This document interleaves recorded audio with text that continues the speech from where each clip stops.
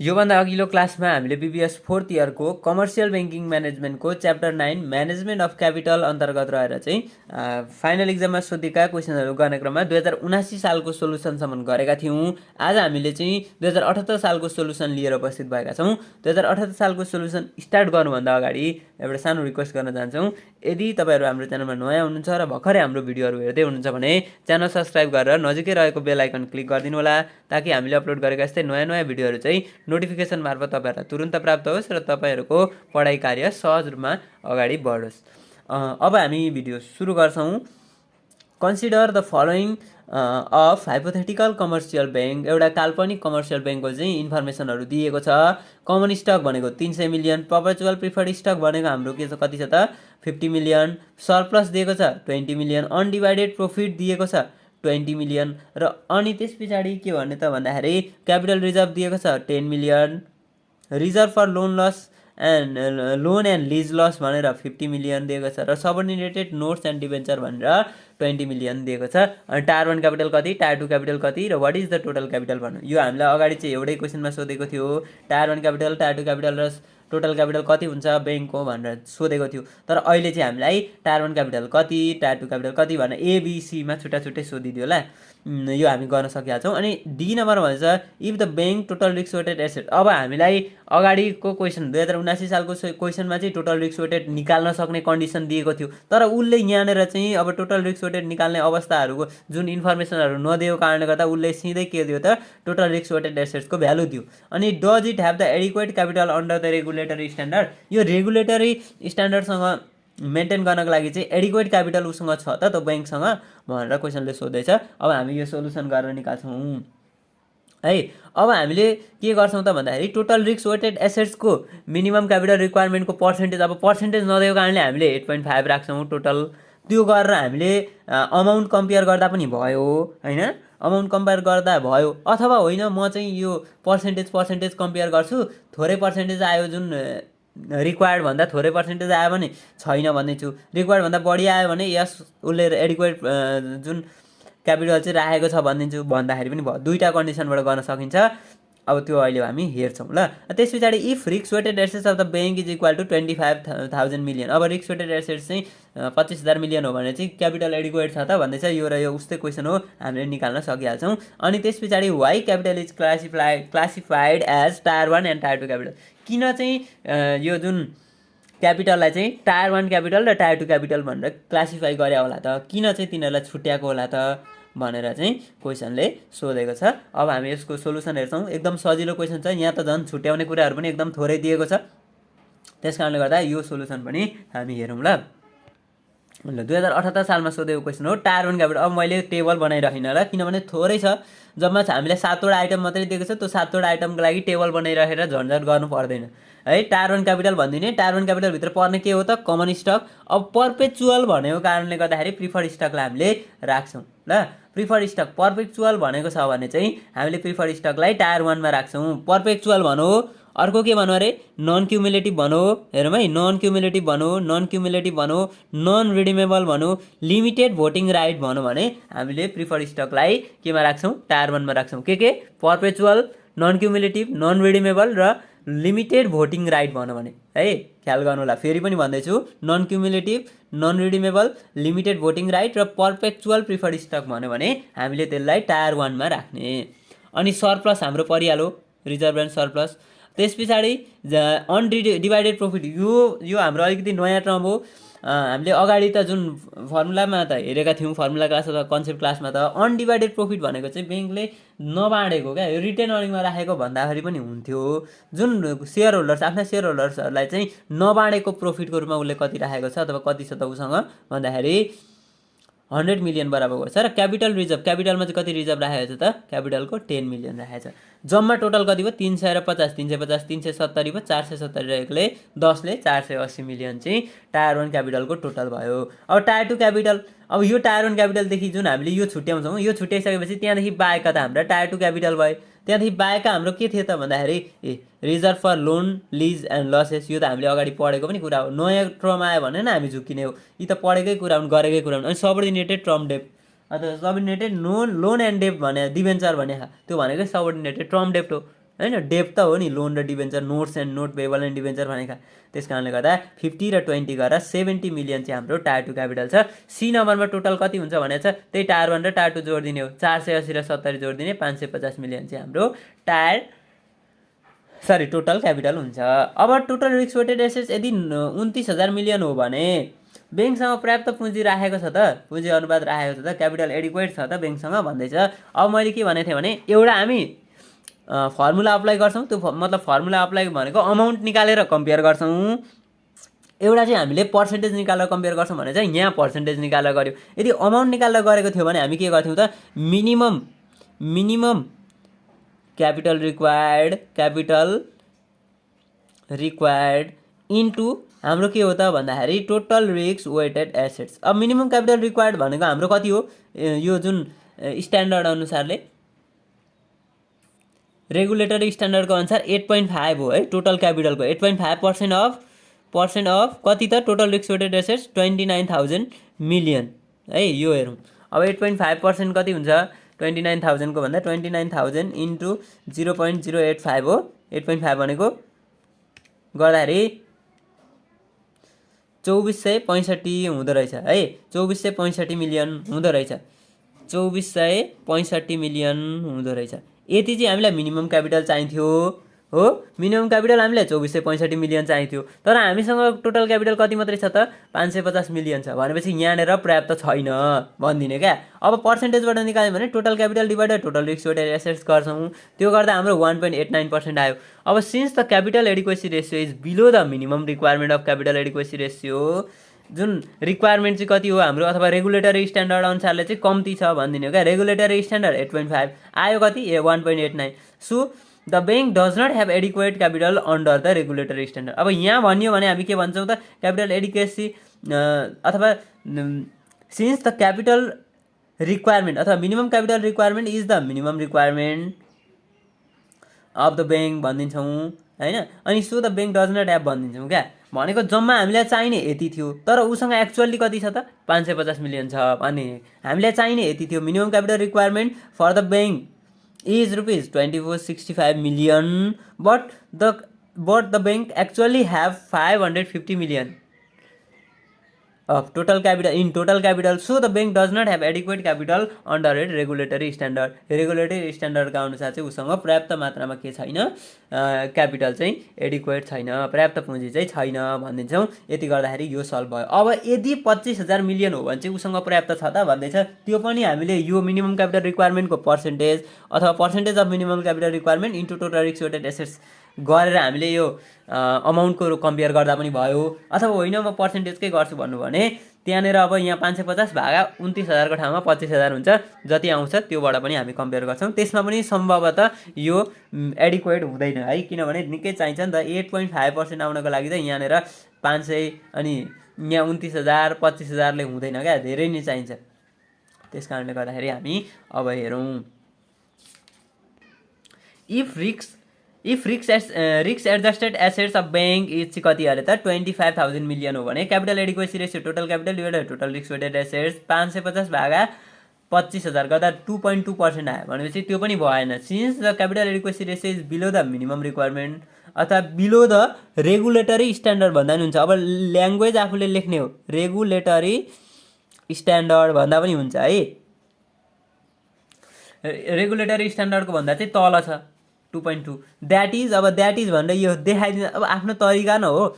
2.2 is less than कति त 8.5, यो देखाइदिँदा पनि भयो, आफ्नो तरिका हो, यो लेख्ने स्टाइल हो।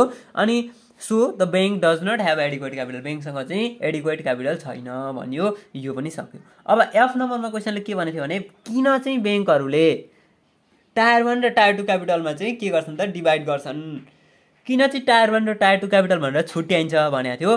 Capital is classified into tiers based on its quality and ability to absorb the लसेसहरू एब्जर्भ गर्नको लागि क्वालिटी कस्तो छ ब्याङ्कको क्यापिटलको र एबिलिटी कस्तो छ त्यसको आधारमा चाहिँ क्यापिटल चाहिँ क्लासिफाइड हुन्छ। क्यापिटल इज क्लासिफाइड इन्टु टायर्समा क्यापिटल क्लासिफाइड हुन्छ किन त भन्दाखेरि केमा आधारित रहेर भन्दाखेरि इट्स क्वालिटी क्यापिटलको क्वालिटी र ability to absorb the losses absorb गर्ने क्वालिटी कस्तो छ र एबिलिटी कति छ त्यसको आधारमा चाहिँ टायरमा के हुन्छ त क्यापिटल क्लासिफाई हुन्छ। Tier 1 capital is consider to be a higher quality, एकदम के हो त उत्कृष्ट क्वालिटी गुण भएको क्वालिटी भएको हो, because it is more permanent and readily available for absorb losses.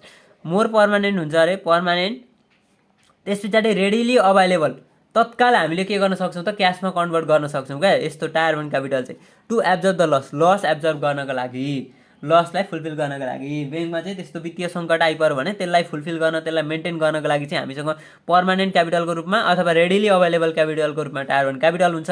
त्यस कारणले गर्दाखेरि टायर 1 क्यापिटल र टायर 2 क्यापिटल भनेर छुट्याइन्छ क्या, यो टायर 1 को भयो। अब tier 2 capital is consider to be a lower quality, lower क्वालिटीको क्यापिटल चाहिँ हामीले टायर 2 मा राख्यौँ, because it may be subject to the restriction. यसमा चाहिँ रेस्ट्रिक्सन हुन्छ, बाधा अडचन हुन्छ। किन बाधा अडचन हुन्छ त भन्दा यसमा चाहिँ time period, maturity period fix गरेको हुनसक्छ। म्याचुरिटी पिरियड फिक्स गरेको कारणले गर्दाखेरि ब्याङ्कको जुन ब्याङ्कलाई हुन्छ नि त्यो घाटाहरू हुन्छ नि, त्यो घाटाहरू समायोजन गर्नको लागि चाहिँ टाइम लाग्ने भयो, त्यो टाइम पिरियडसम्म पर्खिनु पर्ने भयो। त्यस कारणले गर्दाखेरि यहाँ रेस्ट्रिक्सन हुन्छ। Or have to be repaid under the certain circumstance. अब के ह्याभ टु बी रिपेड, फेरि तिर्नको लागि चाहिँ एउटा सर्टेन सर्कमस्टेन्सहरू चाहिँ हामीले के गर्नुपर्छ त त्यसमा चाहिँ अन्डर रहनुपर्छ। त्यस्तो सर्कमस्टेन्सहरूसँग रहेर चाहिँ हामीले रिपे गर्नुपर्छ। भनेपछि जुन किन क्लासिफाई गरिँदो रहेछ त भन्दाखेरि क्वालिटी र एबिलिटीको लागि एब्जर्भ लसहरू एब्जर्भ गर्नको लागि क्वालिटी र एबिलिटी कस्तो कस्तो छ भनेर क्याटेगोराइज गर्ने। टायर 1 मा चाहिँ एकदम उत्कृष्ट होइन राम्रो गुणस्तरीय क्यापिटलहरू राखिदिन्छौँ, जसले चाहिँ तत्काल ब्याङ्कको घाटाहरू समायोजन गर्छ, लसेसहरूलाई चाहिँ फुलफिल गर्छ। अनि टायर 2 भनेको चाहिँ त्यसको सप्लिमेन्ट्री हो, सहायक मात्रै हो, जुन चाहिँ टायर 1 को अभावमा अथवा टायर 1 सकिसकेपछि चाहिँ टायर 2 ले एउटा निश्चित म्याचुरिटी पिरियड भइसकेपछि चाहिँ के गर्छ त त्यसले पनि घाटा चाहिँ समायोजन नै गर्ने हो। तर त्यसमा चाहिँ विभिन्न रेस्ट्रिक्सनहरू हुन्छ, सर्टेन सर्कमस्टेन्सहरू हुन्छ। त्यस कारणले गर्दा टायर 1 र टायर 2 भनेर छुट्याइन्छ। टायर 1 लाई हामीले कन्सिडर एज बेटर है, टायर 1 चाहिँ बेटर हो। अब हामी एउटा 2077 सालमा सोधेको क्वेसन पनि हेर्छौँ ल, किनभने हामीले यो भिडियो छोटो त किन हेर्नु र अलिकति लामै बनाएर हेर्दा हामीलाई सजिलो पनि हुन्छ। 2077 सालमा सोधेको क्वेसन पनि हामी एकचोटि हेरेर सल्भ गर्नेछौँ। क्वेसन यस प्रकार रहेको छ, following are the information of hypothetical commercial bank भन्यो। यहाँ पनि हाइपोथेटिकल कमर्सियल ब्याङ्कको चाहिँ इन्फर्मेसन हामीलाई दिएको छ। कमन स्टक भन्यो, पर्पेचुअल प्रिफर्ड स्टक भन्यो। पर्पेचुअल भनेपछि आयो है, कहाँ आयो टायर 1 मा आयो, सरप्लस पनि आयो टायर 1 मै, अनडिभाइडेड प्रफिट पनि आयो, त्यस पछाडि क्यापिटल रिजर्भ पनि आयो, अनि reserve for loan and lease भनेको यो टायर 2 मा आयो, र सबअर्डिनेटेड टर्म एन्ड डिभेन्चर भनेको टायर 2 मा आयो। यति हो। टायर 1 र टायर 2 पनि हामीले यहाँ क्वेसन पढ्दा पढ्दै छुट्याइसक्यौँ। अनि calculate the tyre 1 and tier 2 capital भन्यो हो। टायर 1 र टायर 2 क्यापिटलमा हामीले के गर्नु पऱ्यो, क्यालकुलेट गर्नु पऱ्यो। टायर 1 क्यापिटल कति हुन्छ, टायर 2 क्यापिटल कति हुन्छ। अब टोटल क्यापिटल पनि यसमा निकालिदिइराख्दा राम्रो। किन टोटल क्यापिटल निकाल्छौँ त भन्दा यहाँनिर अहिले दिएको छ क्यापिटल एडिक्वेट छ कि छैन भनेर भनेको छ। अब टोटल क्यापिटल निकाल्यौँ भने त हामीले त्यसैको पर्सेन्टेज निकाल्नको लागि हामी त्यो युज गर्न सक्छौँ। त्यस कारणले यो टायर 1 टायर 2 निकालेको बेला टोटल क्यापिटल निकालिदिँदा राम्रो। अथवा होइन म निकाल्दिनँ भन्नुहुन्छ भने पछि टोटल क्यापिटल निकाल्ने बेलामा टायर 1 प्लस टायर 2 गरेर divide by total risk weighted assets भनिदिँदा पनि भइहाल्छ। अनि किन क्यापिटलहरू डिभाइड गरिन्छ त टायर 1 र टायर 2 मा भनेर भनेको छ। त्यो अघि हामीले डिसिजन यही क्वेसनमा लेखिसकेका छौँ, अगाडिको क्वेसन यही भिडियोमै छ, त्यो लेख्दा पनि भयो। यहाँ अलिकति मैले नयाँ लेखिदिएको छु, त्यो गर्दा पनि हुन्छ ल। किनभने मेनली भनेको टायर 1 र टायर 2 मा चाहिँ किन डिभाइड गर्ने भन्ने कुरा हामीले त्यही देखाउनु पर्ने हो। खासमा चाहिँ तिनीहरूको क्वालिटी, लोन तिर्ने एबल अथवा त्यो जुन घाटा हुन्छ त्यो घाटा फुलफिल गर्नको लागि, परिपूर्ति गर्नको लागि कतिको एबिलिटी छ हामीसँग भन्ने कुरा न देखाउने हो। त्यसमा किन डिभाइड गरिन्छ भन्दा टायर 1 चाहिँ राम्रो हुन्छ, टायर 1 ले चाहिँ घाटा पूर्ति गर्नको लागि सहज रूपमा अगाडि बढ्छ, मतलब त्योसँग रेडिली क्यास अभाइलेबल क्यासहरू हुन्छ। टायर 2 मा त्यस्तो हुँदैन भनेर त्यही कारणले गर्दाखेरि हामीले छुट्याउँछौँ भन्ने हो। अब त्यहाँदेखि अरू कुराहरू हामीले जति लेख्न सके पनि लेख्दा भयो। अब यति भइसकिसकेपछि अर्को हेरौँ। सी नम्बरमा के भन्नु भने if the bank has total risk weighted assets rupees in 1000 मा दिएको छ 28,40,000 does it have the adequate capital under the regulatory standard भन्दैछ। योसँग एडिक्वेट क्यापिटल छ त, रेगुलेटरी स्ट्यान्डर्ड मेन्टेन गरिवरी भन्दैछ। यो अब छ छैन हामीले भरे निकाल्ने हो। अनि is the capital of bank adequate if it's risk adjusted assets equal to 20 lakh भन्दैछ। अब 20 लाख भयो भने चाहिँ के एडिक्वेट छ त भनेर भन्दैछ। यहाँनिर अब हामीले डिसिजन लेख्ने अथवा अमाउन्ट कम्पेयर अमाउन्ट निकालेर गर्दा पनि भयो अथवा पर्सेन्टेज निकालेर गर्दा पनि भयो। अब यो 2077 सालको क्वेसन भएको कारणले गर्दाखेरि यहाँनिर चाहिँ 10% गरेर राखेको छ क्या। 28,40,000 10% कति भयो त 2,84,000 भयो। अनि यहाँ 20 लाखको 10% कति भयो त 2 लाख भयो। अब हाम्रो यो 10% हुँदैन है, टोटल क्यापिटलको 8.5% मात्रै हुन्छ। त्यही भएर अब भरे तपाईँहरूले मैले धेरै कमेन्टहरू देखेको छु अगाडि पनि हाम्रो सेकेन्ड इयरको क्वेसनहरू गर्दाखेरि पनि यहाँनिर एन्सर मिस्टेक भयो, एन्सर मिलेन भने चाहिँ तपाईँले पढाएको गल्ती छ होइन, तपाईँले भनेको भएन, यस्तो खालको क्वेसन कमेन्टहरू पनि आएको हुन्छ। अब त्यसलाई त हामीले अब अन्यथा त लिनु भएन होइन। तर मैले यहाँ फेरि पनि बुझाउँदैछु कि यहाँनिर चाहिँ 10% गरेर राखेको छ। हामी मात्र के गर्छौँ त 8.5% गर्छौँ ल। अरू एन्सर फेरि यिनीहरू मिल्छ अनि यो मिलिरहेछ यो चाहिँ मिलेन त भन्ने कुरा आउन सक्छ। तर अहिले जुन हाम्रो नयाँ होइन लेटेस्ट डाटाहरू हेर्दाखेरि अथवा लेटेस्ट इन्फर्मेसनहरू हेर्दाखेरि चाहिँ नेपाल राष्ट्र ब्याङ्कले 8.5% टोटल क्यापिटलको चाहिँ क्यापिटल स्ट्यान्डर्ड मेन्टेन गर्नु भनेको छ। त्यस कारणले गर्दा यहाँनिर 10 को सट्टामा 8.5 हुन्छ, त्यसलाई ख्याल गर्नु होला ल। अब हामी यसको सोल्युसन गर्छौँ। यो पनि सजिलो छ। पहिला त टायर 1 टायर 2 छुट्याउने हो। अनि किन चाहिँ टायर 1 र टायर 2 छुट्याइन्छ, किन डिभाइड गरिन्छ भने अनि त्यस पछाडि टोटल रिस्क वेटेड एसेट्सको कुरा आएर छ। यो पनि एकदम सजिलै पर्यो। अब हामी हेर्छौँ ल। Calculation of tyre 1 and tier 2 capital भन्यो। टायर 1 क्यापिटल भनेको कमन स्टक पर्पेचुअल भनेको कारणले आयो। अरू के हुन्थ्यो अरे त भन्दाखेरि नन क्युमुलेटिभ, नन रिडिमेबल अनि अर्को भनेको लिमिटेड भोटिङ राइट। यो तिनवटा आयो भने यो तिनवटा अनि यो पर्पेचुअल आयो भने प्रिफर्ड स्टक हामीले यहाँनिर राख्छौँ। टायर 1 मा सरप्लस अनडिभाइडेड प्रॉफिट र क्यापिटल रिजर्भ यो राख्ने भइहाल्यौँ। जम्मा हाम्रो 1,38,000 आयो। रुपिज इन 1000 भनेको कारणले ब्राकेटमा 3टा 0 लेखिदिउँ। लेख्दा पनि भयो, नलेख्दा पनि हुन्छ। क्वेसनमा हामीलाई क्लियरली मेन्सन गरेको छ कि रुपिज इन 1000 भनेको छ। अब हामीले यहाँनिर चाहिँ मेन खासमा चाहिँ लेख्नुपर्ने हो, तर लेखिएन भने पनि उसले एन्सर चाहिँ मिस्टेक मान्दैन, काट्दैन है। अब टायर 2 क्यापिटल कति reserve for loan loss and lease अनि सबर्डिनेटेड लोन एन्ड डिभेन्चर भने त 5,000 2,000 भएर 7,000 रुपिज इन 1000 भएको कारणले 3टा 0 लेखियो है। तपाईँहरूले लेख्नु होला, लेखेको राम्रो हो यो, किनभने क्वेसनमा दिएको इन्फर्मेसन कम्प्लिट गऱ्यो भने हाम्रो मार्क्स काट्ने अप्सन ठाउँहरू हुँदैन क्या। अलिकति राम्रो मार्क्स ल्याउने सेक्युर गर्ने स्टुडेन्टहरूले चाहिँ अझ विशेष ध्यान दिनुपर्छ। अरूलाई चाहिँ फेरि होच्याको भन्ने होइन, तर पनि यो रुपिज इन 1000 भनेर दिएको छ, रुपिज इन मिलियन भनेको छ नि लास्टमा, रुपिज इन 1000 अनि रुपिज इन मिलियन लेखेको राम्रो हुन्छ क्या। त्यति हुँदा क्वेसनको एन्सरहरू जुन सोधेको हो त्यो सोधेको कुराहरू हामीले सबै फुलफिल गरेको हुन्छ नि त। त्यस कारणले अब बी नम्बर के भन्दै थियो त भन्दाखेरि किन चाहिँ डिभाइड गरिन्छ भन्दा capital is divided into tier 1 and tier 2 to promote the financial stability by encouraging banks to maintain the adequate reserve by providing the framework for assessing their risk profile भन्यो है। अब यो पनि एउटा राम्रै पोइन्ट लागेर चाहिँ मैले लेखिदिएको छु। Capital is divided into tier 1 and tier 2 to promote the financial stability होइन, वित्तीय स्टेबल भनेको के हो त स्थिरता, वित्तीय स्थिरतालाई चाहिँ प्रवर्धन गर्नको लागि by encouraging banks to maintain the adequate reserve. Encourage गर्नु ब्याङ्कलाई चाहिँ इन्करेज गर्दै to maintain the adequate reserve maintain गर्नको लागि पनि के गरिन्छ त टायर 1 र टायर 2 मा चाहिँ के गरिन्छ क्याटेगोराइज गरिन्छ। अनि टायर 1 र टायर 2 मा क्याटेगोराइज गरेपछि फाइनेन्सियल स्टेबिलिटी पनि भयो, फाइनेन्सियल पर्फर्मेन्स पनि देखियो। अनि त्यसपछि फेरि भन्दैछ by providing the framework for assessing their risk profile, उनीहरूको रिस्क प्रोफाइलमा चाहिँ एउटा फ्रेमवर्क प्रदान गरेर हामीले टायर 1 र टायर 2 मा चाहिँ के गर्छौँ छुट्याउँछौँ भन्दैछ क्या। अब त्यो टायर 1 र टायर 2 मा छुट्याइसकिसकेपछि ब्याङ्कको फाइनेन्सियल स्टेबिलिटी पनि प्रमोट भयो अनि ब्याङ्कलाई चाहिँ इन्करेज पनि प्रदान गर्न सक्यो। के गरेर भन्दा एडिक्वेट रिजर्भ राख्नको लागि इन्करेज गर्न पनि सक्यो। अनि एउटा निश्चित ढाँचामा भन्दैछ क्या, निश्चित ढाँचा प्रोभाइड गरेर भन्दैछ। यो लेख्दा पनि भयो, अगाडि गरेको लेख्दा पनि हुन्छ ल। यो थोरै छ, यो लेख्दाखेरि राम्रो होला किनभने थोरै नै हामीलाई सजिलो हुन्छ भनेर, तर दुइटै लेखे पनि फरक पर्दैन, दुइटामा एउटा जुन लेखे पनि भयो ल। अब टोटल रिस्क वेटेड एसेट्स चाहिँ 28,40,000 रुपिज इन 1000 यसरी दिएको थियो। यो हो भने क्यापिटल एडिक्वेसी रेसियो भनेर यहाँ 5.11% निकालेँ मैले। उसले चाहिँ रुपिजमा निकालेको छ। रुपिजमा निकाल्ने भनेको पर्सेन्टेज अफ हेरौँ है, पर्सेन्टेज अफ मिनिमम क्यापिटल